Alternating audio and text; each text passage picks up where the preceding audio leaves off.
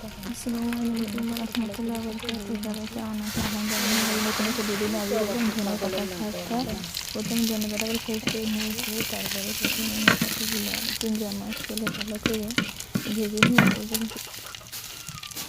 চিংড়ি মাছ কেটে লাল লাল হয়ে ভেজে সেটা পেঁয়াজ রসুন আর কাঁচা ঝোল এগুলো সুন্দর করে ভেজে নিয়েছি। ভেজে নিয়ে যখন লাল লাল হয়ে গেছে তখন আমি ধনে পাতাগুলো দিয়ে দিয়েছি।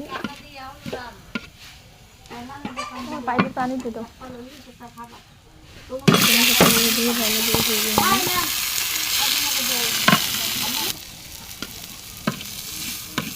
নিয়ে নিয়েছি। ভেজে যখন তোমার হয়ে আসছে একদম পানিটা শুকিয়ে গেছে তখন আমি এগুলো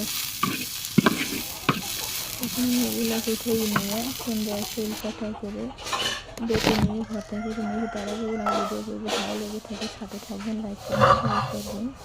ইনশাল্লাহ আমি আপনাদের সাথে থাকবো। শিলপাটে বাটাবাটি করতেছি। শিলপাটে মজাটা তো আপনারা সবাই জানেন। বাটাবাটি আমার হয়ে গেছে, সব কিছু একসাথে মিক্সিং বলে দিতে। তার ভিতরে লবণ আগে দিয়ে রাখছিলাম একটু ভাজার সময়, এই জন্য এখন আমি লবণ দিয়ে রাখি না। মাশাআল্লাহ আমার ভর্তাটা কমপ্লিট। সবাই পাশে থাকবেন, ভালো থাকবেন, সুস্থ থাকবেন। আল্লাহ হাফেজ।